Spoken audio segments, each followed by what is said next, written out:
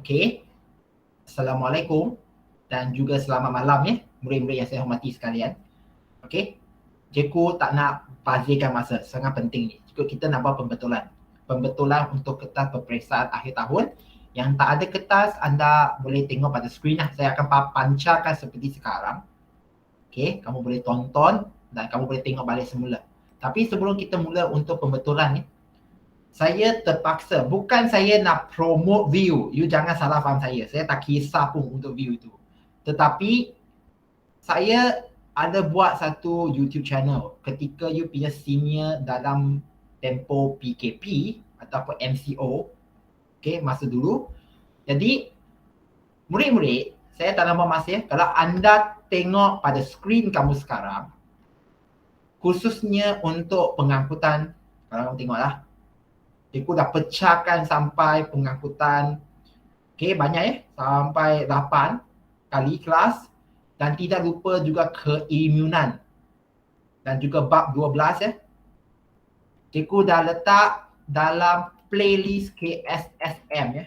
Saya tak nak buang masa, yang penting nanti cikgu akan share semula ini, link ini, kamu boleh save ini. Ya, kalaulah masa cuti kamu nak belajar, baca buku tak boleh faham, baca internet pun tak boleh ikut sebab banyak faktor, banyak benda yang kamu boleh ikut. Bukalah YouTube, dengar cikgu cakap lah, dengar lah. Okay, tak banyak masa pun, buka, tonton je. Okay, kamu boleh tengok, baca. Okay, apa yang cikgu ikut ni, cikgu pun nanti akan sharekan video itu sekali lagi di dalam Google Classroom untuk anda tonton semula lah. Pengangkutan keimunan manusia. Dan kamu juga boleh tengok bab-bab sebelum ini pun ada, kamu boleh baca. Adalah kamu nak tengok. Kalau tak nak tengok pun cikgu tak boleh buat apa. Okay? Iman? Boleh ikut ke tak Iman? Boleh. Jadi nak belajar, ikut cara kamu. Saya tak tahu apa yang kamu nak sekarang. Sebab yang gagal, saya nak bantu. Cikgu nak bantu ya. Jadi sekarang cikgu tak nak paparkan markah macam memalukan. Yang kita nak sekarang adalah buat perbincangan untuk soalan, okay, kertas 2 peperiksaan akhir tahun bermula dengan soalan nombor 7. Okay, nombor 7 dan diikuti nombor 11. Kalau sempat kita pergi soalan lain lah. Tapi yang penting kita akan buat perbincangan soalan nombor 7 dan nombor 11 di mana mereka adalah daripada bab yang nombor 9. Okay, bab nombor 9 ya. Muka surat berapa kalau kamu nak belajar murid-murid? Nutrisi dan sistem pencernaan manusia, muka surat 142. Okay, kalau anda tengok skrin sekarang ya. Minggu lepas, dah datanglah 8 orang murid yang bagus. 8 ke? 1, 2, 3, 4, 5, 6, 7. 7 orang murid untuk menulis jawapan yang ada. Bagus. Kalau kamu dah tulis, jadi kerja kamu depan ni hanya dengar saja sambil rujuk pada jawapan. Okay, jadi terkejut cikgu apabila cikgu nampak macam kamu tak pernah belajar sistem pencernaan manusia. Seriously. Yang tahu-tahu, yang tak tahu macam tak pernah belajar. Saya pun terkejut sebenarnya. Khususnya kelenjar X. Ini pun ada orang boleh salah. Murid-murid, kamu diberikan satu gambar raja anatomi manusia. Nak ke tak nak, dalam buku teks itu, muka surat 144, ya. Benda ini kamu telah belajar di tingkatan, kalau tak silap cikgu, tingkatan 2. Okey, sistem pencernaan manusia dari mulut sampailah ke tubuh. Jadi, dia minta sekarang apa itu kelenjar X yang pada mulut. Okey, di mulut P. Jadi, rasanya apa jawapan dia? Yang dah tulis, bagus. Yang belum tulis, jawapan dia apa? Memang kelenjar apa? Air, liur. Kalau tulis liur, air pun tak apa. Sebab apa? Kalau kita tengok buku, memang ni kelenjar liur. Sebab saya perlu bagi tahu sekarang, ada 2 jenis orang yang tak boleh nak skor bio ya. Saya tak tahu kamu kumpulan yang mana. Satu, belum baca buku. Saya harap kamu dengar ya. Jadi saya tak rujuk pada siapa-siapa. Saya hanya kamu belajar. Satu, kamu langsung tak baca buku. Jadi macam mana jawab? Kedua, kamu dah baca buku, dah baca fakta, kamu jawab tapi tak dapat markah. Itu cikgu boleh bantu. Tapi kalau kamu kata fakta kamu dah hafal, macam mana kamu nak saya bantu? Kamu nak cikgu tidur sebelah kamu, sebut istilah dan maksud dia di telinga kamu ke? Iman nak ke? Kamu nak saya buat macam tu? Iman ada tak iman? Ada iman dua, ada iman. Nak tengok dua-dua iman ada tak? Ada. Saya ada di sini. Jadi kamu nak cikgu sekarang letakkan kamu letak earphone, cikgu cakap di telinga kamu macam tu. Kamu nak sampai tahap macam tu ke? Tak ada kan? Jadi perlu baca. Jadi cikgu sekarang dah bagikan kamu sekali lagi dalam YouTube. Cikgu ada playlist tingkatan 4. Bukan semua pun, tapi ada pengangkutan, ada keinginan manusia, kamu boleh baca. Tolong tonton dan baca. Sekarang buku teks ya. Kita nak jawab soalan sekarang. Buku teks dah jawab, jadi kenapa kamu tak boleh jawab? Okey? Jadi sekarang kita pergi soalan yang A dulu. Yang dah tulis jawapan bagus ya. Kamu hanya tengok balik jawapan, tengok apa yang kamu tak faham. Roti mengandungi kanji. Jadi terangkan pencernaan roti. Jadi perkataan pencernaan digunakan. Jadi kamu tak boleh sebut balik. Kamu perlu gantikan perkataan lain dalam soalan pencernaan. Hydrolysis ke, pemecahan ke, tapi kamu tak boleh sebut pencernaan sebab dia dah gunakan, sudah guna. Jadi macam mana peranan kelenjar X dalam pencernaan roti di P? Okey, siapa nak jawab? Kalau kamu di tempat cikgu, macam mana kamu jawab? Sebelum kamu nak kata, cikgu saya nak rujuk jawapan cikgu yang bagi tu. Jadi macam mana? Macam mana kamu nak jawab? Pertama, kamu perlu faham pencernaan untuk kanji. Okey? Di P. P itu ialah apa? P itu ialah apa? Mulut. Jadi macam mana pencernaan berlaku? Macam mana pencernaan dia berlaku? Jadi kalau kamu nak mulakan dengan label dulu, bagus. Walaupun tak ada markai, P ialah mulut. P ialah mulut. Dia tak ada markah tau. Tapi benda ini perlu belajar. Okey, saya nak labelkan dulu. Okey, dalam mulut. Kalau kamu nak buat ulang kaji, maka kamu rujuk balik. Di mulut. Apa yang berlaku? Muka surat 145. 145. Kita dah jawab ni. 145. Okey, jadi apa yang kamu dah jawab? Jadi kita dah jawab X itu. Okey. Kelenjar X. Tadi dah atakan ataupun kamu nak kata kelenjar liu. Merembeskan. Keluarkan apa? Air liu. What? Kalau kamu pernah makan biskut. Biskut tak manis punya biskut. Biskut maksudnya soda biscuit lah. Kamu makan tak macam tepung punya lah. Lama-lama kamu akan rasa manis. Macam beras ataupun nasi pun sama. Kenapa ya? Sebab pencernaan berlaku. Kanji ditukarkan pada mautosa. Jadi kita dah jawab itu. Dalam air liu ada. Jadi air liu mengandungi apa? Air liu mengandungi amylase. Kenapa exam kau tak tulis? Sekarang baru nak tulis, betul? Jadi bukan juga nak marah juga, hanya kata kenapa tak boleh tulis? Kosong tau, ramai. Yang boleh jawab-jawab, yang tak boleh jawab langsung kosong. Jadi di sini ada dua benda ya. Ramai orang dia lupa nak tulis air liu. Dia terus kepada amylase. Jadi kuranglah makan ni. Jadi amylase ini adalah sejenis enzim. Enzim ya. Jadi apa yang akan berlaku? Enzim tersebut itu akan amylase. Kamu nak sebut pun tak sebut tak apa. Akan menghidrolisiskan. Bukan mencerna ya. Sebab pencernaan sudah ada. Kamu tak boleh guna pencernaan. Jadi ataupun memecahkan. Ataupun kita paling tidak bukan mencernakan, memecahkan, menguraikan. Menguraikan kanji kepada mautosa.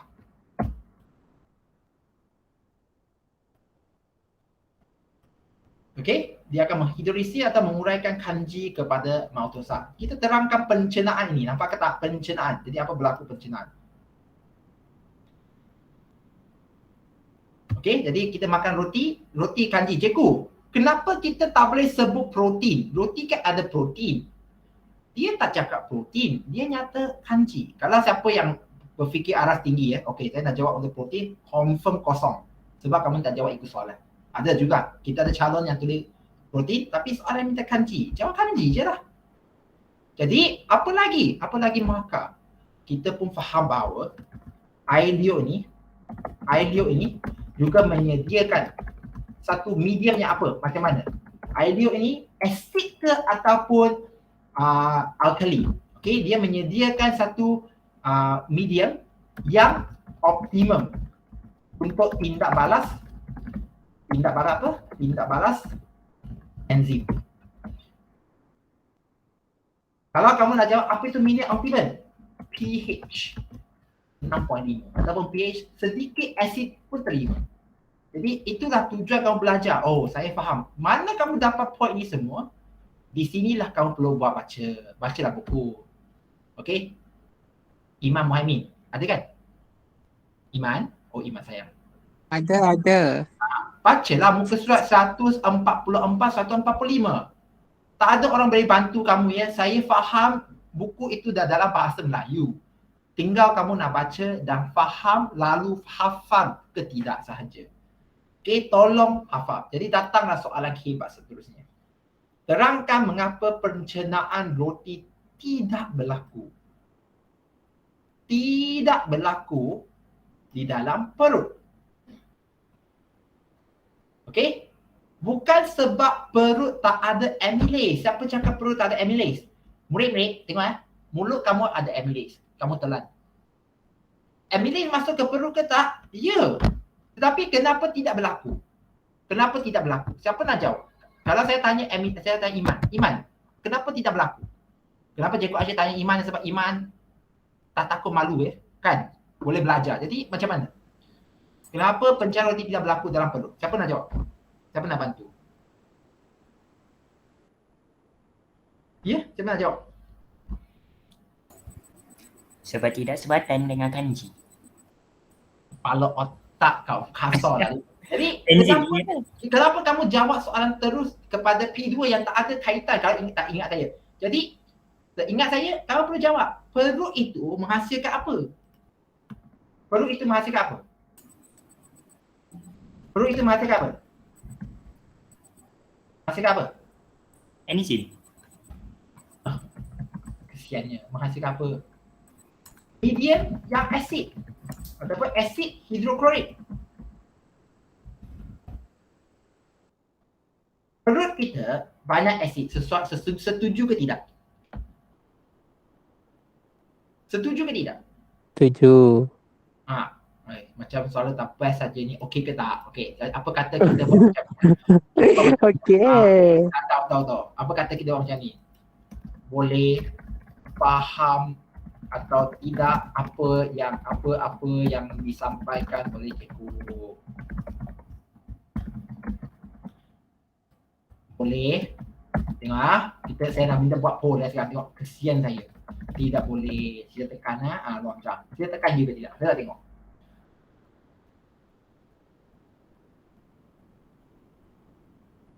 Baru satu je, yang lain tidur ke? Sedihnya. Itu pun saya tahu. Dia Nampak tahu. tak? Baru Saya tak 3. tidur tahu. Tahu bagus. Baru 3 je nampak. Tengok baru 3 je. Yang lain tidur ke? Yang lain baru 5 tengok. Pening lah.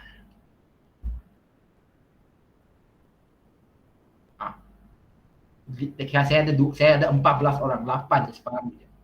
Macam mana vote tak? Okey, kamu boleh tengok pada skrin, pergi bahagian aktiviti tu ada poll.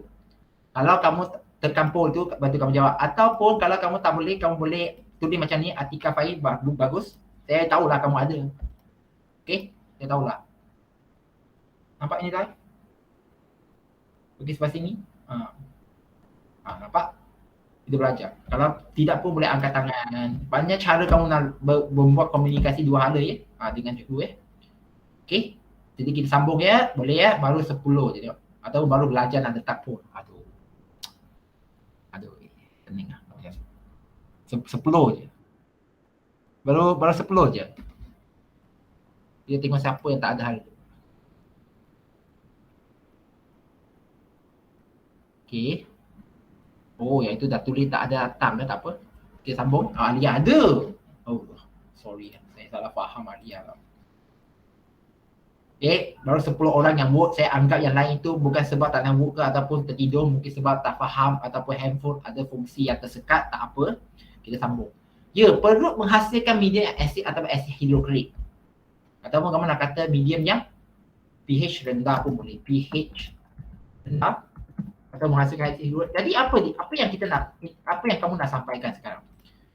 Kamu kan dah belajar enzim bab 5 tingkatan 4, bab 5. Jadi apa berlaku? Macam mana, apa yang dia akan berlaku? Jadi amylase yang masuk ke bawah, okey, amylase dari mana? Dari mulut masuk perut itu akan dinyak asli. Akan dinyak aslikan. Ikut apa tu nyak asli? Kalau tak tahu, saya pun tak tahu nak cakap macam mana lah. Ataupun kita panggil dihancurkan, dirosakkan. Tapi ini STM sebenarnya dia kurang diterima lah. Ditanya ataupun okey, dirosakkan ini kurang sebenarnya saya tak suka guna perkataan rosakan. Dia bukan rosak, dia hanya ubah bentuk. Dinyak asli ataupun kamu nak nyatakan menghentikan tindak balas amylase pun boleh je. Sebab apa? Sebab dia asid. Jadi Iman satu lagi yang jawab itu. Iman apa nama lupa je. Iman nama bapa lupa je. Iman Azmi. Jadi faham ke tak kenapa saya macam tak setuju dengan kamu tiba-tiba masuk kepada dia tidak sepadan. Kamu perlu faham lah, kita dah jawab. Dia nak kamu jawab kenapa sampai itu tak boleh berlaku. Amylase masuk perut. Okey, jadi sebab asid dia itu merosakkan amylase. Tapi kita tak boleh guna istilah rosak lah. Nyak asli, denature. Jadi apa yang akan berlaku, maka kanji apa maksud tidak berlaku. Tidak dapat dihidrolisis. Okey, ataupun diuraikan. Okey. Amylase lah, kalau kamu nak tulis lah amylase, anti-amylase. Ini saya nak betulkan. Maksudnya perut itu memang tak ada amylase dihasilkan. Tapi dia ada amylase ke tak? Ada dari mulut. Masuk tapi disebabkan dia jadi asid. Ya, kalau kamu nak nyatakan bahawa okey, enzim di perut iaitu pepsin. Okey. Pepsin ataupun dalrenin tidak dapat bertindak balas dengan kanji di roti. Kalau kamu nak nyatakan macam itu tidak sepadan, okey. Sebab kita sedar bahawa satu enzim, satu substrat. Satu enzim, satu substrat. Tidak sepadan lah. Kalau ini kamu rujuk pada ini, betul lah. Tapi yang Jeku nak sebut ini. Ada amylase? Ada. Tapi amylase itu telah dinyak asli. Kenapa dihentikan tindak balas enzim amylase itu? Sebab pH itu rendah. Jadi Jeku mana kamu belajar ini semua? Ada dalam buku. Perlu tahu pencernaan dalam perut. Okey? Sel utama merembeskan pepsin. Sel parietal merembeskan asid hidroklorik. Dan sel mukus merembeskan mukus. Itu pasal walaupun pH dalam perut adalah 1, pH 1. Kalau bayangkan asid itu, you letak jari kamu kat dalam, jari kamu akan tinggal tulang je tau. Tetapi kenapa kamu tak rasa dinding perut itu dimakan ataupun dihakis oleh asid? Sebab ada mukus yang tebal. Mukus yang tebal. Jadi apa itu mukus? Bayangkan kamu punya lendir di hidung. Dia ada mukus yang tebal tutupkan perut kamu.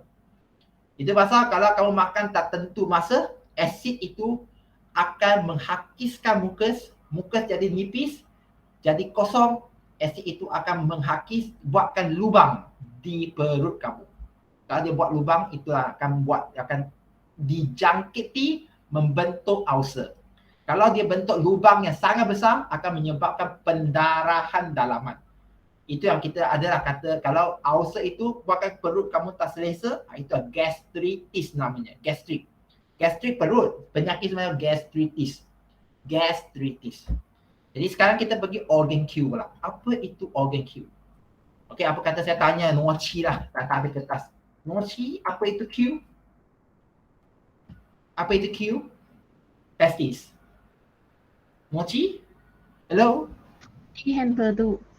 Pundi hempedu, bagus. Azizi ada, Azizi. Azizi tak ada kertas pun tak apa. Yang penting aku akan panggil kamu nanti kejap ya. Kamu tengok pada skrin saja. Ya, pundi hempedu. Okey, bukan hempedu. Pundi hempedu.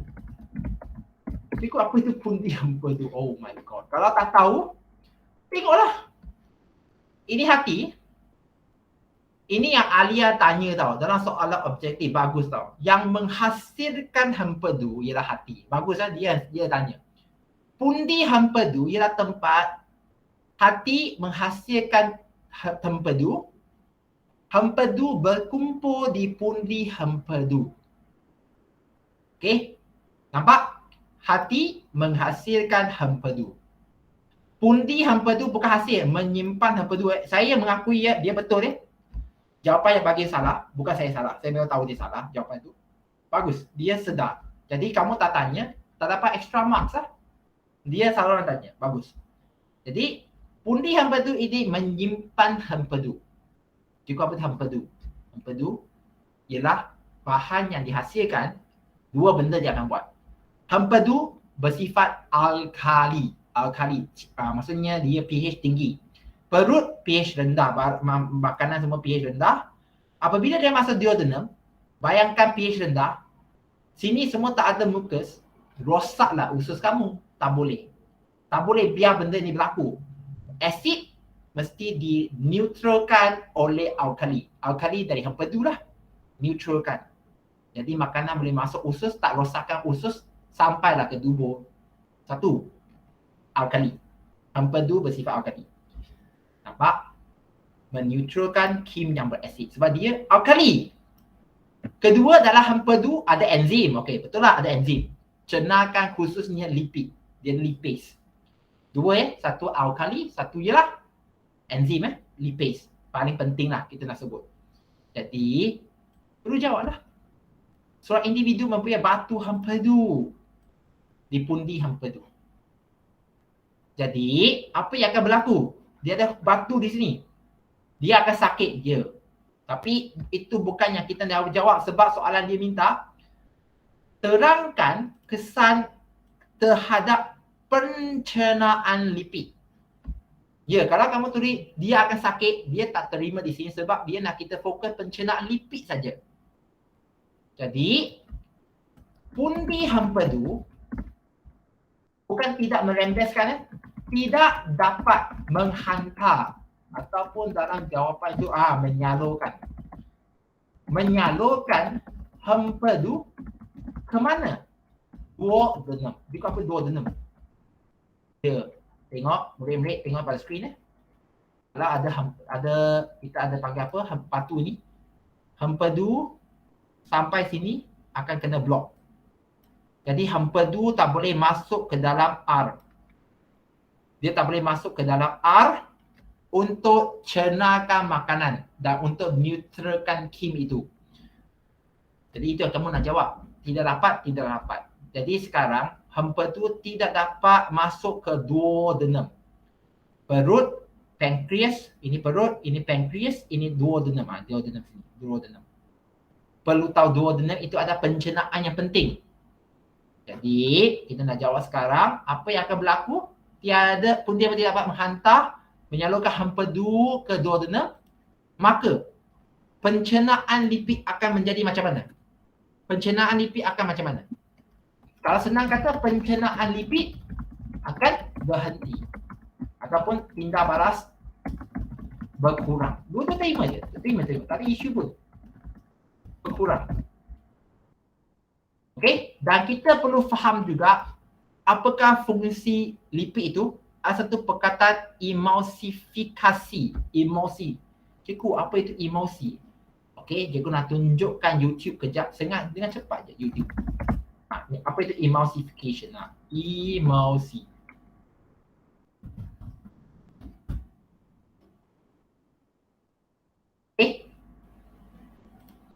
Banyak. Kamu hanya nak ke tak nak buka YouTube tengok je. Okey, tengok Saya hanya nak tunjukkan satu je. Nanti kamu boleh tengok balik. Okey. Ya. Apabila minyak digoncangkan dengan air. Kita ambil air dengan minyak. Goncang. Kau akan nampak banyak buih. Betul ke tak? Iman? Iman? Okey. Jadi Betul. ya, bagus. Jadi cikgu, so what? Biji-biji buih itu bermaksud luas permukaan minyak itu menjadi banyak dah, besar. Pencernaan jadi makin bagus ke tak bagus? Murid-murid. Bagus ke tak bagus? Minyak lapis macam ni, kamu boleh tindak atas dan bawah je. Sekarang biji-biji. Luas permukaan bertambah tau. Pencernaan lebih bagus ke tak? Jawapan dia ya. Jadi emulsifikasi sepatutnya berlaku. Tapi tanpa lipid, maka bukan lipid lah, kita nak cakap tanpa apa ni? Tanpa lipis, tanpa hempedu. Jadi proses pengemulsifikasian tidak berlaku. Jadi kamu faham ke tak apa yang kamu sami sebenarnya? Okey, lipid tidak dapat diemulsikan. Emulsifikasikan atau diemulsikan. Ini sepatutnya sebelum lah. Sebab yang kita nak bagi tahu bahawa dia tidak dapat, ini adalah sebab tak ada apa? Hempedu. Pencernaan lipid ini pula adalah disebabkan apa? Disebabkan oleh enzim lipase. Sebab tak ada hempedu, enzim lipase tak sampai, akan berhenti. Tak sampai mah. Jadi benda ini sebenarnya berbeza. Okey, jadi SPM. Apa lagi yang dia boleh tanya? SPM. Kalau dia nak tanya, cikgu, tadi kamu kata alkali. Jadi, boleh ke tak saya jawab Kim tidak dapat dineutralkan? Terima. Dia benda yang sama, markah yang sama je dalam konsep yang sama. Kim tidak dapat dineutralkan. Terima. Tengok apa itu Kim. Makanan kaberut, perut itu dah cerna, dia akan jadi satu ketul tau. Jadi satu ketul, itu sebenarnya adalah Kim. Okey, adalah Kim. Adalah Kim. Jadi saya perlu anda faham ya. Jadi tak ada isu di sini kamu kata tak boleh nak jawab. Perlu faham apa itu soalan dia itu. Jadi perlu anda jawab. Okey, perlu anda jawab berdasarkan kepada muka surat 146 ya. 146 sebab kita nak jawab soalan seterusnya ya. Ada dari pankreas ini, ada apa yang masuk ke dalam duodenum. Masuk ke dalam duodenum ini. Sekarang ada dua benda anda perlu faham. Cikgu gunakan anak panah warna biru, hempedu. Hempedu masuk. Cikgu guna warna kuning. Okey, satu benda lagi daripada pankreas masuk.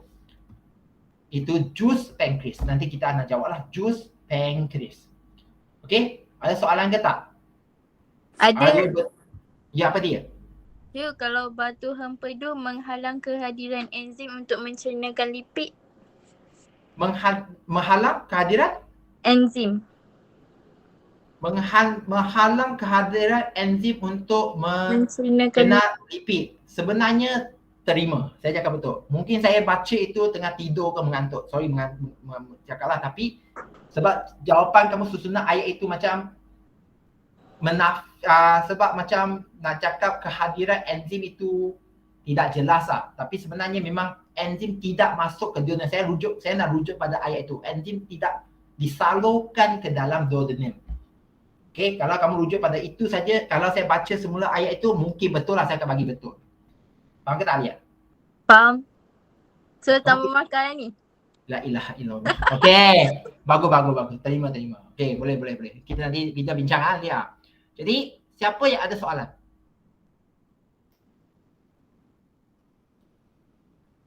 Iman? Oh, Iman. Ada soalan ke tak?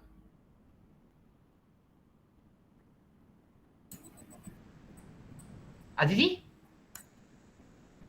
Azizi, kalau tak faham, angkat tangannya. Kalau macam ni je. Saya minta je. Kalau tak faham, angkat tangan. Mungkin kamu boleh tulis dalam maksudnya chat box ke, ataupun kamu nak tanya selepas ni. Okey? Jadi saya anggap soalan nombor 7 ini adalah permulaan untuk anda membaca semula bab ke-9 ini. Saya ulang bab ke-9 Tolong baca ya. Khususnya muka surat 145 ini. Kenapa cikgu? Tengok bilas di atas. Bukan, ini bukan bilas. Ini adalah perut. Kalau anda nanti tengok bilas nanti kat bawah. Sorry, 145 bilas ada kat bawah sepatutnya. Sorry. Penyerapan. Bilas. Ini lebih jelas lah. Bilas 151 ini lebih jelas. Ya. kamu tengok buku teks berwarna, cantik dah. Ya, ada kapilari darah, sistem peredaran darah bab 10. Tidak lupa juga ada laktil. Laktil ini adalah di bawah sistem limfatik manusia. Limfatik, nampak ke tak? Dia tak ada, dia sampai hujung dia henti. Sampai hujung dia henti. Dia tak ada macam buat sebulatan pulang balik, tak ada. Dan laktil ini dia sambung ke limfa, nampak? Dia salur limfa.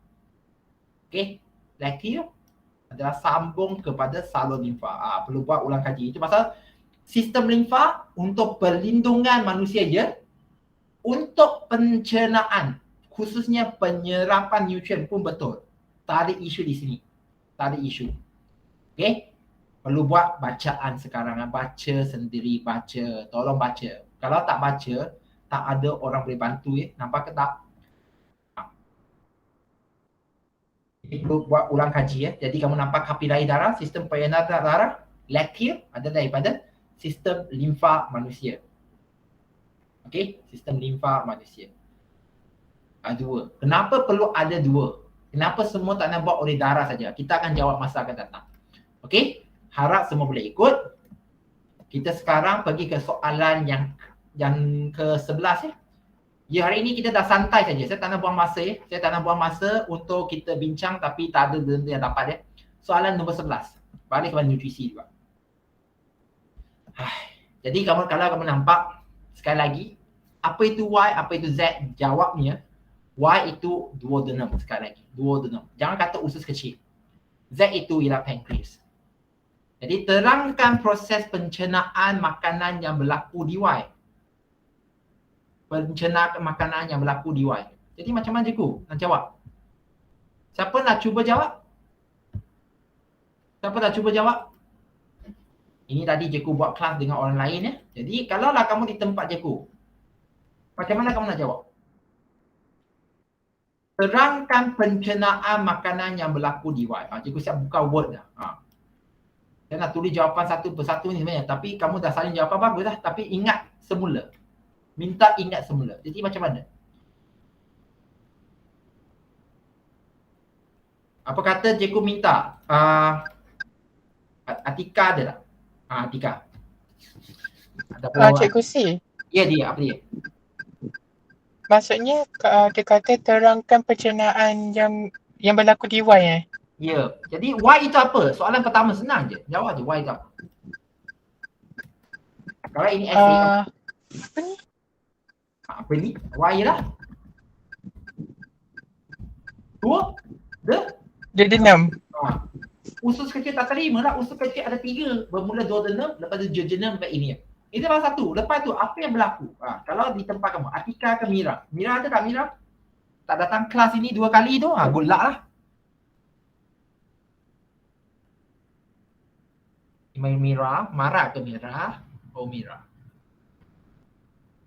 Mira, bagi respon sikit boleh tak Mira? Angkat tangan ke, senyum sikit ke, apa pun tak apa. Ataupun tunjuk kamera pun tak apa. Mana? Oh Mira angkat tangan dah. Atika? Oh Atika. Are you there? Okay, sekurang kali respon sikit lah. Tak tahu kenapa tak nak jawab kan, tak apa. Kita cuba tengok lah, kita cuba jawab sekarang. Jangan tanya saya, ada. Sedih, tengok. Tapi tak apa, saya akan cuba jawab. Jadi apa yang berlaku di duodenum? Ini ulang kaji tau. Jadi duodenum ini, kita nak cakap pencernaan makanan. Maksudnya makanan ini sangat umum.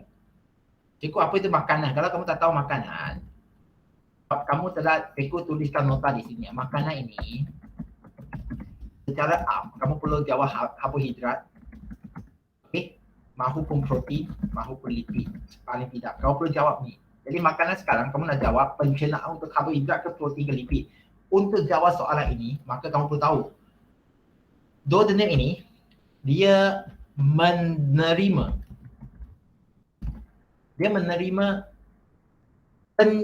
apa panggil itu, benda alir untuk mencernakan makanan dari mana. Dia ada 2 tempat. Menerima, pertama, jus pankreas daripada Z. saya perlu sebut lah. Jadi jangan kata Jeku, you hafal ke? Bukan hafal, kamu perlu ikut logik tau, logik. Kalau kamu nak kata duodenum menerima hempedu daripada pundi hempedu, pun boleh. Tadi itu kata saling membantu je sebenarnya. Dari soalan tadi, kalau kamu pandai guess the answer, you boleh pindah ke sini, tu pun boleh je. Jadi macam mana pencernaan tu? Maka kamu jawab, jus pankreas mengandungi apa? Mengandungi, cikgu saya tak tahulah. Kalau tak tahu, tengok buku teks. Okay, saya besarkan lagi. Balik kepada asas, perlu belajar. Memang ini sebab soalannya sangat-sangat lazim ditanya. Kalau kamu tak tanya, bila lagi lah? Duodenum. Okay. Amylase pancreas. Amylase dia nyatakan dari pancreas, the trypsin, dan tidak lupa ada lipase. Jadi nampak ke tak di sini? Cikgu dah cakap, satu, dia memang perut masuk ke dalam duodenum, biru daripada hempedu, maksudnya pundi hempedu, kuning daripada pancreas. Jadi apa yang ada dalam benda tersebut? Jadi tidak lupa saya nak sebut, pancreas mengandungi amylase pancreas, trypsin dan juga lipase. Okey, dan lipase. Jadi minta tolong kadang-kadang orang kata hempedu ini mengandungi lipase tapi sebenarnya kalau ikut apa yang betul, lipase itu daripada pancreas, hempedu dia lebih kepada membuatkan pencernaan mekanikal. Jadi ulang bukan kimia, mekanikal, emulsi. Goncang jadi biji-biji buih kecil itu, itulah sebenarnya fizikal. Sebab kamu nampak fizik, pencernaan fizik. Kimia, ikatan kimia itu putus-putusan. Itu tak ada cerita, itu benda daripada enzim sendiri. Jadi kalau anda jawab soalan ini, kita sambung. Okey, dia mengandungi apa? Jus pancreas dia mengandungi amylase. Kalau kamu nak kata amylase pancreas, silakan, tak ada isu. Yang penting dia ada amylase. Dan juga tidak lupa kita ada trypsin dan juga lipase. Okey. Kalau kamu nak kata hempedu, hempedu dia hempedu je. Dia memang hempedu je. Jadi apa yang berlaku pada jus pancreas ini, kita nak jawab. Jadi macam mana, apa yang berlaku? Amylase daripada pancreas ini, dia akan menghidrolisis ataupun kita panggil mencerna. Menghidrolisis kanji kepada maltosal. Manakala trypsin menghidrolisis apa? Menghidrolisis apa? Iman, menghidrolisis apa? Saya nak dengar ni. Protein. Trypsin. Hello? Polipeptida kepada peptida. Tengok saya jawab satu by satu highlight. Saya nak highlight ini supaya anda faham. Benda ini bukan kamu main salin lepas itu kamu kata enzim tak keluar sama. Sebab kita nak kamu faham. Jadi enzim ini dia satu enzim, satu substrat. Jadi apa yang berlaku pada lipase? Lipase menghidrolisiskan lipid ini kepada gliserol dan asid lemak. Dan untuk pengetahuan semua, kalaulah kamu tak pernah menjawab SPM ni soalan, dia nak juga menyatakan satu gliserol, maksudnya satu lipid akan dicernahkan menjadi satu gliserol dengan 3 molekul asid lemak. 3 molekul asid lemak. Jadi ini adalah daripada jus pancreas berlaku di duodenum saja. Macam mana dengan hempedu? Macam mana dengan hempedu? Hempedu pula yang bersifat alkali, akan meneutralkan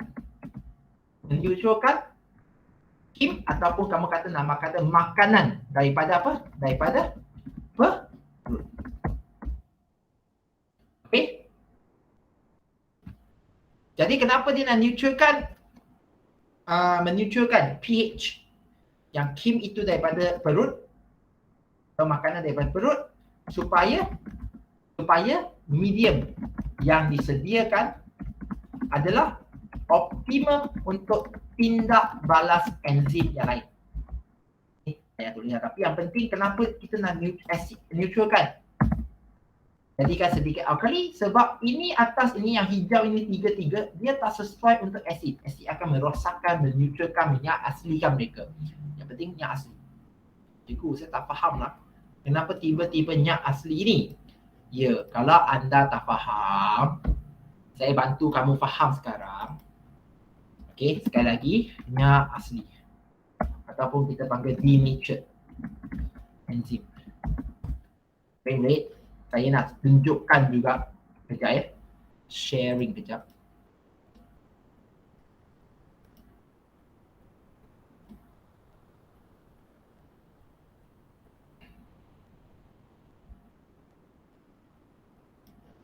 Sekali lagi, benda ini nanti saya tak tahu dia akan ganggu ke tak saya sharing. Yang penting denatured ni ada banyak of video the online kamu protein tengok. chain lead acids can concentration of hydrogen ions will be greater than normal. Question in the Ini tak sesuai tak. so Dia nak for tengok example, yang protein dia ubah vibrate bentuk. at a higher frequency. This results in breaking of hydrogen bonds between amino acids and different parts of the protein chain at a higher frequency. This results in breaking of hydrogen bonds between amino Kita perlu faham protein adalah dibuat daripada polipeptida. Polipeptida itu dibuat daripada rantai, dia rantai yang monomer amino acid. Asid amino tu, kamu nampak bentuk dia ada banyak, segi 4, segi 5 ni diikat oleh ikatan kimia. Maka pH yang tinggi untuk enzim tertentu dia akan pecahkan ikatan itu, and menghilangkan different parts bentuk of the protein protein enzim yang asal. chain leading to a change of shape. Jadi murid-murid, kalau anda tak boleh faham apa yang saya nak tunjukkan, saya bukan nak tunjukkan video, saya nak tunjukkan strategi untuk anda faham saja. Jadi kalau anda tak boleh faham apa itu denatured ataupun yang asli, kamu kan berdepan sekarang dengan gadget. Daripada kamu gunakan handphone untuk sembang dengan boyfriend, mana tahu kan, girlfriend, sedikit masa je, YouTube, okay, denatured atau yang asli, tengok apa benda berlaku. Daripada dengar saya cakap. Setuju ke tak Mira? Mira? Mira, oh Mira. Saya tanya ni Mira, dia ke tidak? Setuju ke tak? Setuju ke tidak? Cakap setuju ataupun tidak aja. Mira? Mira sayang? Tengok, I don't know. Jadi bila nak belajar ni, Mira? Biologi ni sekali lagi, dia tak susah ya, murid-murid. Berbanding dengan subjek lain, sekarang kamu tengok soalan terangkan proses. Hanya rujuk buku teks je. Buku teks. Okey, muka surat berapa sekali lagi? 146. Lepas tu kau perlu pindahkan ke dalam soalan. Kalau kamu tak boleh nak faham, jadi tak boleh nak jawab, salah dia kat mana? Kamu nak cari punca sekarang, kita nak jawab. Contoh sekarang, seorang lelaki menghidap kanser. Dia ada kanser. Organ Z beliau dibuang. Dibuang. Saya perlu sebut dibuang. Apakah yang perlu dilakukan untuk mengawal masalah tersebut? Dan apakah masalah yang mungkin timbul dengan pembuangan organ Z? Jadi kamu nak jawab. Macam mana kamu nak jawab? Murid? Siapa nak cuba jawab? Ataupun siapa dah ada jawapan di situ, kalau dia nak jawab, boleh jawab je. Saya okey je. Siapa nak cuba jawab? Tengok ya, kita nak faham sekarang Z. Okey, kamu tengok. Sekarang saya nak pindahkan supaya anda faham dengan senang. Kamu boleh tengok pada skrin Jekku ya, saya pun tak nak buang masa. Okey, siapa yang tak ada kertas soalan, kamu boleh tengok pada skrin. Okey, Z.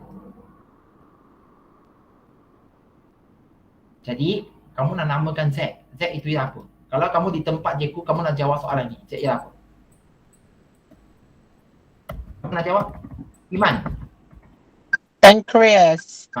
Kenal lah Z itu. Pancreas. Pancreas. Ya. Z ialah pancreas. Satu. Jadi, pembuangan pankreas boleh menyebabkan orang itu mati. Saya tahu. Tapi dia tak akan mati terus. Pembuangan pankreas menyebabkan apa? Tadi kamu dah jawab di atas. Menerima jus pankreas daripada Z. Maksud sekarang, pembuangan pankreas menyebabkan tidak ada lagi rembesan jus pankreas. Pembuangan. Soalan saya jawab pembuangan, maka tidak ada rembesan jus pankreas. Kamu tak boleh kata pankreas itu berfungsi untuk merembeskan jus pankreas. Ulang balik. Sekarang tidak ada. Jadi tidak ada lagi enzim amylase pankreas dan juga trypsin dan lipase. Tidak ada rembesan jus pankreas, maka tidak ada lagi enzim. Jadi, macam mana? Kamu jawab dah kat sini. Jadi, karbohidrat, protein dan lipid tidak dapat dicernarkan ataupun dihidrolisiskan. Ini lagi baiklah, dihidrolisiskan. Mira okey ke tak? Mira, saya takut ni sebenarnya, saya nak bantu ni, saya bukan nak memalukan dan jangan salah faham saya. Atika, boleh ikut ke tak? Boleh ikut ke tak? Ya, siapa yang raise hand itu? Apa boleh bantu Jeku? Apa Jeku boleh bantu? Ya. Mira? Okey ya? Bagus. Atika? Atika raise hand saja. Jawablah. Hai Jeku, apa khabar? Oh, Atika. Jadi, ini hanya asas saja. Jadi, tidak dapat dicernahkan. Jadi, kalau makanan tak boleh dicernahkan, boleh berlaku penyerapan nutrien ke tak? Jadi, penyerapan nutrien seperti apa? Untuk karbohidrat. Boleh menyerap. Mana boleh menyerap, dia tak dapat dicernahkan. Glukosa, asid amino. Bukan, dia tak ada pencernaan. Jadi, macam mana boleh penyerapan? Contoh saya makan nasi. Nasi tak boleh jadi glukosa. Nasi itu hanya akan keluar menjadi tahi kamu je. Faham ke tak? Faham ke tak? Oh, saya tanya pasal pencernaan bukan penyerapan. Pencernaan tak berlaku. Maksudnya penyerapan untuk yang monomer itu, monomer dah tak ada. Jadi penyerapan berlaku ke tak sebenarnya? Penyerapan nutrien. Saya faham. Jadi nampak ke tak? Penyerapan nutrien ini, tidak berlaku lah. Tidak dapat berlaku secara menyeluruh. Ya, macam kamu tadi kata, jika penyerapan berlaku, ya betul, saya tahu kamu nak kata penyerapan glukosa, penyerapan asid amino, penyerapan gliserol, tapi sekarang tak ada. Jadi tak ada nutrien tak ada. Nak serap apa? Okey, kamu mungkin kata nutrien, jika apa itu nutrien? Tulis kat situ lah. Kalau kamu kata karbohidrat, kanji tak boleh jadi maltosa confirm tak boleh jadi glukosa. Jadi itu nutrien, glukosa tak ada. Protein akan jadi asid amino. Protein dah tak boleh jadi polipeptida. Jadi tak boleh jadi asid amino, dia tak boleh. Sama juga dengan asid lemak dan juga gliserol. Ini semua adalah, kalau kamu ingat atas Jeko dah cakap, satu ia daripada kanji, satu daripada polipeptida, satu daripada lipid. Dia tak boleh dicernahkan. Saya gunakan merah tak? Tak boleh dicernahkan. Jadi tak ada, maka ada ke tak mereka ni? Tak ada. Jadi tak ada lah penyerapan nutrien tak ada. Okay? Jadi itu baru untuk nutrien tau, nutrien. Jadi paling tidak kamu dah tahu, okay, saya dapatlah point untuk nutrisi. Saya tak nak sebut hormon pun, saya minta sebut untuk nutrisi saja. Jadi kalau ikut soalan, kalau balik kepada soalan, murid-murid, kalau kamu tengok, apakah yang patut dilakukan? Tadi kita dah kata, kita dah cuba jawab masalah yang akan berlaku. Masalah yang akan berlaku, mungkin timbul. Jadi dia tak boleh nak cernahkan makanan, tak ada penyerapan nutrien. Jadi apa yang perlu berlaku? Kalau dia makan juga banyak nasi, makan juga banyak ayam, makan juga banyak lemak. Rasanya apa akan berlaku? Murid-murid. Dia tak ada pankreas tau. Cikgu, dia akan mati. Tak boleh. Kamu tak boleh jawab dia akan mati. Apa akan berlaku? Dia makan juga. Apa akan berlaku rasanya? Siapa nak jawab? Pankreas tak ada. Okey, dia hidup. Dia bukan mati terus. Ambil masa jugalah. Tapi sebelum dia mati tu, dia akan seksa juga beberapa tahun ataupun mungkin 2-30 tahun pun ada. Tengok dia jaga makan ke tak lah. Sebab dia tak akan mati terus. Saya ulang, dia tak akan mati. Tapi apa yang akan berlaku? Dia tak ada pankreas sekarang. Dia makan banyak, apa akan berlaku? Teka. Teka? Apa kata saya tanya 2-3 orang lah. Apa akan berlaku? Saya tanya je. Kalau tak boleh jawab pun tak apa. Saya tanya je. Jen juga. Apa akan berlaku? Jen, Ajiena atau Harisha. Apa akan berlaku? Pankreas tak ada. Makan banyak juga. Jadi apa akan berlaku?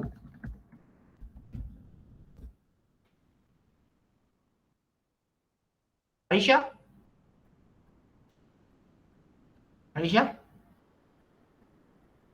Kenapa semua orang diam? Jadi kalau dia makan juga, dia bukan akan mati. Dia hanya akan muntah. Sebab pencernaan tak berlaku. Makan masuk, pencernaan tak berlaku. Ingat nak masuk perut serap nutrien tapi tak ada nutrien, benda itu akan keluar. Keluar. Dia akan muntah lah. Jadi apa yang dia perlu buat untuk jaga kesihatan tersebut. Jadi dia perlu kurangkan pengambilan makanan. Okey? Yang mengandungi apa? Karbohidrat. Mengandungi karbohidrat. Kanji gula. Soal. Memang kanji gula pun terima lah. Karbohidrat seperti kanji dan gula terima. Kalau kamu nak cakap mengurangkan pemakanan yang mengandungi protein pun boleh. Ataupun lipid sebenarnya pun terima ya. Kurang makan yang mengandungi karbohidrat, protein dan lipid. Jadi cikgu macam mana ni dia nak hidup ni? Dia nak tenaga, dia perlu minum air gula sekarang. Orang macam ni lah. Dia ada pankreas, dia tak akan mati. Kalau faham sila angkat tangan. Saya nak tahu itu je. Kalau dia tak ada pankreas, dia mati ke tidak? Jawapan dia tidak. Faham ke tidak? Kalau faham angkat tangan. Benar?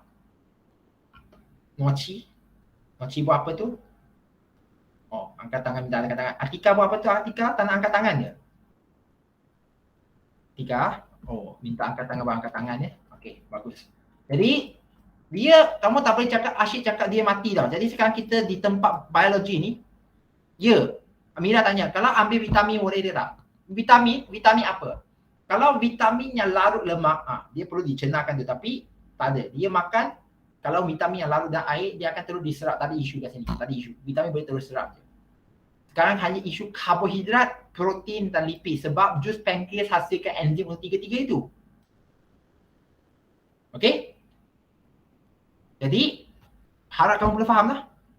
Jadi, apa yang akan berlaku lagi kalau kamu tengok soalan tu, apa yang dia perlu buat patut dilakukan?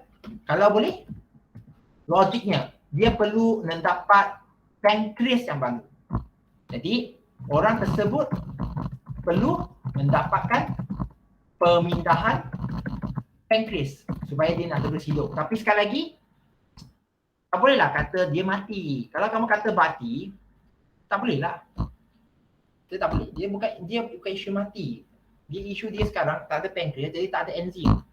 Satu lagi ada hormon insulin dan glukagon. Saya akan jawab soalan itu lepas bab 13. Tapi yang penting sekarang kamu nampak nutrien ke tak? Jadi orang itu pun kalau boleh perlu makan banyak serat fiber untuk keluarkan makanan itu cepat. Kalau tidak, dia akan muntah. Sebab makanan itu tak boleh dicernakan, dia akan sangkut. Masuk dalam usus, dia nak diserap nutrien, tak ada nutrien. Jadi makanan itu seketul. Dia akan masuk, keluar. Makan najis, kalau dia keluar najis itu pun nasi je. Kesian. Jadi benda ini sekali lagi bukan isu dia mati ya. Tiada pankreas, maka tiada jus pankreas, dia ada enzim, bukan dia mati. Tak ada pencernaan berlaku. Tak ada pencernaan makanan, tak ada penyerapan nutrien, tak ada nutrien. Jadi dia nak nutrien, dia perlu makan suplemen. Dia makan suplemen, dia tak mati terus. Mungkin dia hidup 2-30 tahun akan datang, Kalau dia pandai jaga. Faham ke tak? Jadi benda ini kamu boleh jelas ya. Jadi kita pergi ke yang soalan C pula. Hebat C, B. Ini pun penting. Oh, saya pun tak tahu macam mana jawab ni. Okay, nampak menu makanan ni. Panjang cerita dia. Murid-murid panjang. Jadi sekarang dia minta seorang remaja, okay, one teenager, mengambil makanan harian dia. Jadi justifikasi sama ada menu tersebut sesuai atau tidak sesuai untuk remaja tersebut. Inilah menjadikan soalan ini sebenarnya agak kritikal. Kritikal maksudnya kamu perlu kritis dan kritikal jawab. Jadi sesuai ke tak? Bergantung. Ini yang kita boleh sebenarnya bincang ataupun kita boleh buat debat. Kalau ikut, saya tengok okey je. Tapi mungkin dia tidak sesuai sebab berlebihan itu berlebihan ini.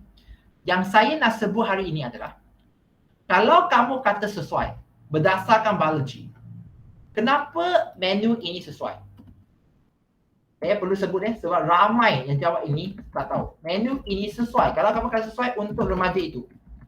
Kalau kamu kata tak sesuai, menu ini tidak sesuai untuk remaja itu. Anda kata kita dua jawapan di sini. Sekarang yang sesuai dulu. Kenapa dia tidak sesuai? Kalau kamu kata sesuai, secara apa yang kamu nak jawab sesuai ni? Saya dalam kelas saya dah cakap. Nasi lemak, kenapa dia sesuai? Kenapa nasi lemak itu sesuai? Murid-murid, kalau anda belajar kita terus tarik kepada bahagian yang terpenting ni. Saya tak sebut lagi pasal penyatinjaan dan juga penyerapan sebab saya tak keluarkan soalan itu lagi. Kalau saya nak buat, boleh je. Tapi yang sekarang kita nak pergi pada gizi seimbang. Okey, muka surat berapa? Murid-murid, kalau anda tengok, sorry. Dah pergi jauh dah ni. Muka surat 156. Okey. Boleh ke tak saya minta? Okey. Aki ada Aki?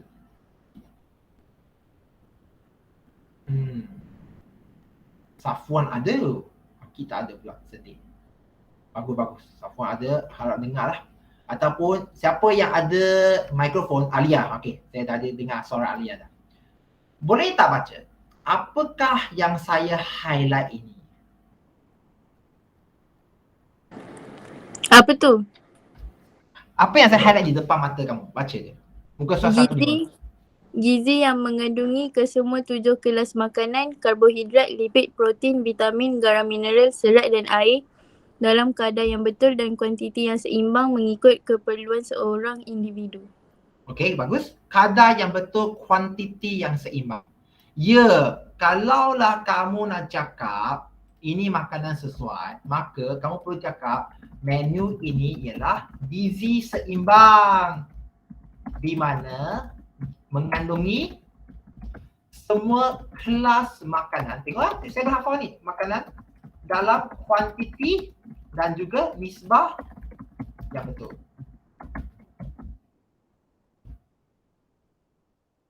Jadi, kalau kamu kata sesuai, kalau kamu kata tidak sesuai, secara menu itu tidak sesuai ni. Tidak sesuai, sebabnya apa?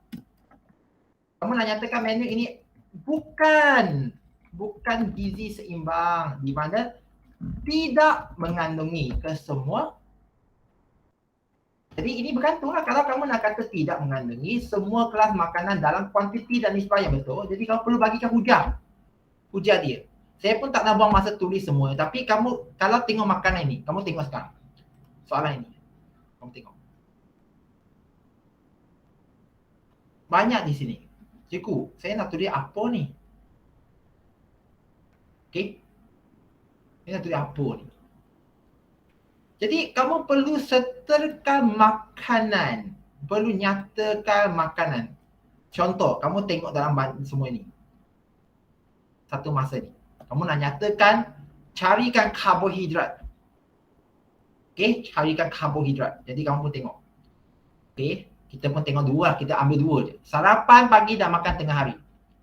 Okey, ada 2 keping sandwich dan juga apa?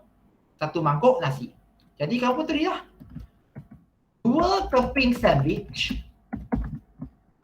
Kalau kamu nak nyatakan sarapan pagi, silakan, tak ada isu. Dan 1 mangkuk nasi pada makan tengah hari.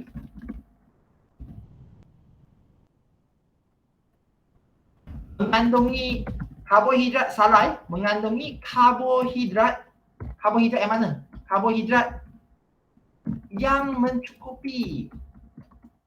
Kamu punya point lah. Sekarang saya perlu anda faham kuantiti dan nisbah yang betul. Kamu punya cukup untuk remaja tersebut. Karbohidrat berfungsi untuk memberikan tenaga untuk aktiviti harian. Cuma makan dah. Kenapa kamu gagal nak tulis benda macam ni? Itu saya ikut terkejut kan. Jadi, okey, yang penting yang mencukupi. Drama yang tersebut tahu yang mencukupi.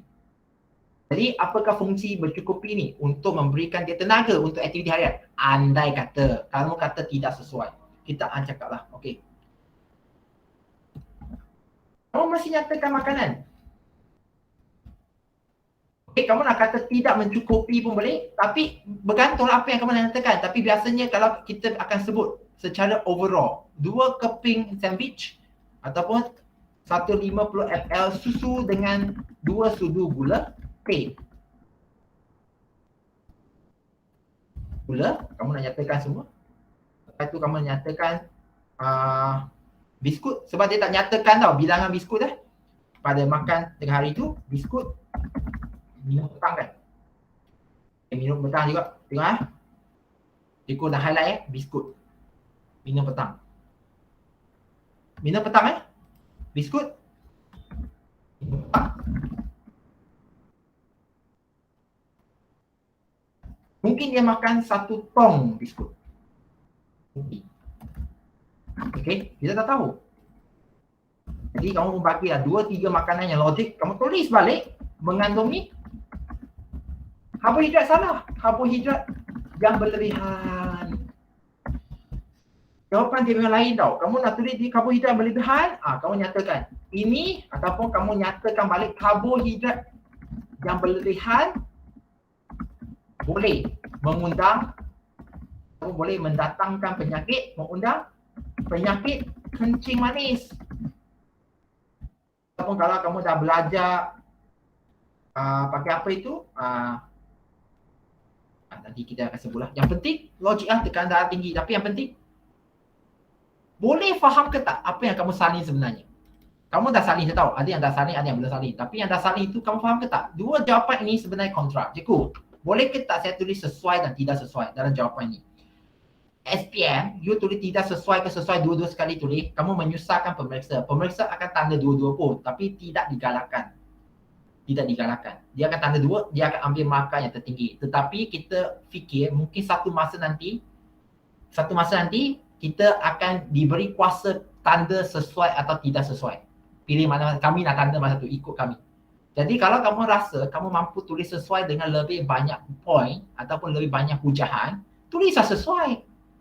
Kalau kamu rasa tidak sesuai, kamu boleh tulis lebih banyak sebab kamu hafal lah penyakit-penyakit untuk setiap kelas makanan itu. Tulislah tidak sesuai. Lepas itu semua adalah bantai tidak sesuai. Cikgu, jawapan kat mana ni? Saya nak tunjuk ni ini nanti kamu boleh tengok balik dalam YouTube saya macam ni. Kalau kamu tengok, jawapan ni kurang Jadi yang penting, kamu dah dapat 2 ni saya dah sebut, menerangkan sesuai. Yang penting, apabila kamu sebut mengandungi karbohidrat, kamu mesti senaraikan makanan dalam menu itu. Kamu perlu sebut. Kalau tidak, macam ini, kamu tiba-tiba sebut protein untuk pembentukan tisu baru, sebenarnya kalau ikut tak boleh diberi makan. Tapi disebabkan poin sudah ada, kita bagikan poin untuk penerangan poin protein lah. Patutnya kamu nyatakan dulu apakah makanan yang mengandungi protein yang mencukupi. Ini yang jawapan dia kurang Perlu nyatakan yang mencukupi. Ini yang saya nak tegur di sini Siapa yang salin itu tak tanya, sekarang saya nak bagi tahu. Okey, mengandungi protein yang mencukupi. Sebab kamu ada 2 jawapan di sini. Sama ada mencukupi ataupun berlebihan ataupun berkurangan. Mesti kalau kamu kata menu ini sesuai, sebab mesti nyatakan mencukupi sebab Gizi seimbang menyatakan gizi seimbang kelas makanan itu dalam kuantiti yang betul. Kuantiti ataupun nisbah yang betul. Jadi semua mesti ada mengandungi yang mencukupi. Kalau boleh. Walaupun dia masih diberikan makan lah, tapi kita nak ajar murid mesti sebut enough. Okay, contain enough of carbohydrate, contain enough of protein. Untuk yang jawab tidak sesuai, maka kamu tahu. Kamu boleh nyatakan sama ada karbohidrat tidak mencukupi satu jawapan. Kamu juga boleh nyatakan karbohidrat yang berlebihan. Dia dua-dua pun terima, tetapi penerangan itu bergantung. Kalau kamu kata karbohidrat berlebihan, menyebabkan kencing manis. Okey. Kalau tidak mencukupi, kamu nyatakan tidak mencukupi untuk aktiviti harian. Dia mesti ikut apa yang kamu sebut pada sebelum itu. Okey? Nampak? Dia nyatakan susu mengandung yang diberikan, dia makan itu tidak cukupi. So, apa salah? Cikgu, dia minum 150 ml. 150 ml sikit je, you tahu tak? Sikit je. Tak mencukupi sebab dia ingat tak cukupi. Nampak? Semua tak cukupi. Ataupun kerana nyatakan berlebihan, contohnya lemak biasanya berlebihan, maka menyebabkan obesity. Jadi, murid-murid yang saya hormati sekalian, saya dah cakap ya, sekali lagi saya tunjukkan semula skema ni supaya nanti kamu boleh tengok semula, kamu boleh stop pada YouTube tu, kamu boleh tengok balik. Ya, yang dah salin itu bagus ya. Kamu tak perlu salin dah. Jadi benda ini cikgu, buku teks tak ada pun. Ya, sebab dah sudah diajar ketika tingkatan 2 dan 3. Nak ke tak nak, kamu perlu hafal balik 7 kelas makanan tu. Okey, dan fungsi setiap kelas makanan, khususnya vitamin ada banyak juga, A, B, C, D, E tu dan K. Perlu ingat balik. Fungsi dia, apa berlaku kalau berlebihan, apa berlaku kalau berkurangan. Dia boleh tanya. Cikgu tak ada dalam bio, tapi telah diajar menengah rendah. Dia buat macam ulang balik saja, ulang kaji semula. Harisha, faham ke tak? Kalau Harisha faham, boleh angkat tangan tak? Saya takut ni Harisha. Harisha? Okey, bagus. Yang lain, siapa ada soalan? Jadi, saya tak ada buang masa ya. Saya tahu online ini memang tak boleh fokus banyak. Memang tak boleh. Jadi, kalau kamu ada masa sekarang, gizi seimbang ini adalah satu benda yang penting ya. Nilai tenaga, kalori, baca ya. Memang akan keluar. Dan eksperimen yang saya akan buat nanti ialah vitamin C. Saya akan buat untuk ujian amali nanti. Untuk kamu semua, nanti kita akan buat. Dan cuba baca juga penyakit-penyakit ya. Tabiat untuk tabiat pemakanan. Tengok ya, muka surat 161 dan tidak lupa 162. 62 ini pun dah keluar dalam SPM sebelum ni. Ya. Baru-baru ini kita faham banyak orang yang gemuk. Saya perlu sebut juga obesity. Okey. Jadi saintis ataupun doktor memang akan sarankan, cikgu, perut ini besar lah. Jadi kita potongkan, saya ulang, potongkan perut itu, jadikan kecil lah, kecil ni. Makanan terus dari perut kecil ni masuk ke dalam usus kecil. Bahagian perut yang telah dipintas. Kita akan buat pintasan gastrik. Cikgu, boleh ke? Bayangkan kalau perut kamu dah jadi kecil, bukan yang besar ni dia tak masuk, dia masuk kecil terus masuk ke jejunum. Maksud dia pencernaan makanan tidak berlaku lagi, khususnya protein di perut. Makan kamu makan, dia akan terus masuk ke jejunum dan dia akan tidak menghasilkan nutrien yang banyak sebab pencernaan tak lengkap dah. Jadi, orang itu pun senang nak kenyang. Jadi secara logik dia, betul, kamu akan jadi kurus sebab pengeceran saiz perut. Dah tanya sebelum ni dah SPM pun. Jadi baca kenapa pengeceran saiz perut ini bagus ya. Cikgu ulang bagus ya. Dia kata ya, perut kecil tak ada nikmat. Perlu faham, ada orang yang ada masalah, dia makan sikit pun dia akan jadi gemuk. Jadi untuk orang yang macam tu, sebab dia penyerapan nutrien sangat menyeluruh, sangat-sangat kaya, dia kat ilim dia itu penyerapan sangat menyeluruh. Jadi saintis biasanya, bukan saintis, doktor akan sarankan buat pintasan gastrik lah. supaya makanan tak habis dicernakan sampai ke usus kecil, jejunum masuk ileum. Jadi tak ada nutrien banyak diserap. Dia akan keluar mengikut penyarjaan keluar. Jadi dia akan jadi kurus. Tapi kesan sampingan jangka pendek bukan panjang, dia mungkin rasa mual dan akan reflux acid. Dia akan rasa nak muntah. Maksudnya dia akan rasa macam ada benda macam yang habis kat tekak itu. Tapi itu jangka pendek saja. Untuk jangka panjang dia mungkin rasa pening-pening tapi dia benda ini tak serius dan dia akan menyebabkan malnutrisi juga ya. Malnutrisi dan ulcer perut. Dan juga tidak lupa masalah penyarjaan. Jadi benda ini kamu perlu fikir khususnya untuk mereka yang masa depan mungkin kamu terfikir badan kamu jadi besar walaupun makan sikit. Jadi ini adalah antara option yang kamu boleh ada buat pintasan gaster. Pintasan. Bypass, gastric bypass ya. Gastric bypass. Maksudnya daripada dia masuk perut yang besar, dia sekarang masuk perut kecil terus masuk ke jejunum. Bahagian duodenum telah dipintas khususnya. Jadi makanan tidak dicerna, Iman, nutrien boleh diserap ke tak? Iman? Iman Muhammad? Yes, sir. Makanan tidak tak dengar tu, buat apa tu? Kejap, tadi tak fokus. Lagi sekali, sir. Makanan tidak dapat dicerna sebab perut jadi kecil. Jadi nutrien boleh diserap ke tak? Tidak. Sebab apa? Sebab tak ada nutrien pun. Makanan masih besar, faham ke tak? Betul. You betul lah tu. Buat apa tu? Tak boleh fokus kan. Jadi cikgu pun tak nak buat masa lama lah sampai pukul 11 je. Siapa ada soalan? Siapa Tak ada, sir. Tak ada. Macam tu je pun. Felicia, ada soalan lah Felicia? Felicia? Boleh faham ke tak? Kalau faham boleh angkat tangan tak? Boleh Jadi cikgu tak nak buang masa dah. Kita 2 soalan saja, soalan 7 dan 11. Nanti cikgu akan upload dalam YouTube untuk perbincangan hari ini. Dan jangan lupa baca bab 9.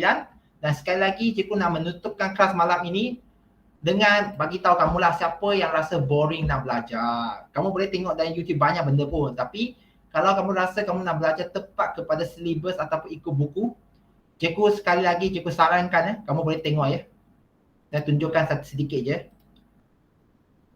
Ini tujuan saya buat kelas malam ni juga. Jangan nanti kata tak tahu ya. Okey. Mengelakkan ketika Untuk link nanti juga akan bagi semula. Kamu boleh tengok semula. Untuk pengangkutan dan semua bab yang cikgu sebut. masing-masing lah. Jadi bayangkan. Okey. Jadi benda ini ada ya. Saya sekali lagi saya nak bagikan dalam link itu ya. Saya tak nak nanti kamu kata tak dapat pula ya. Jadi siapa yang nak tengok, kamu boleh tengok sendiri nanti. Saya tak nak buang masa. Kamu boleh ikut belajarlah untuk pengangkutan dan juga untuk immunity. Jadi itu saja daripada saya hari ini. Kalau anda boleh faham, sila angkat tangan. Saya minta angkat tangan je. Oh, Azizi. Okay, bagus. Felicia, are you there? Angkat tangan ke tak? Oh, Felicia. Dah pergi tanda satu. Okay. Jadi itu saja daripada saya. Saya ucapkan terima kasih kerana datang malam ini dan bersabar. Kepada sesiapa yang tak datang untuk minggu lepas hari Jumaat je, khususnya untuk buat pembetulan, ada 7 daripada kawan kamu ada buat pembetulan. Minta jawapan daripada dia. Okey? Minta jawapan, minta mereka ambil gambar ke untuk send pada kamu PM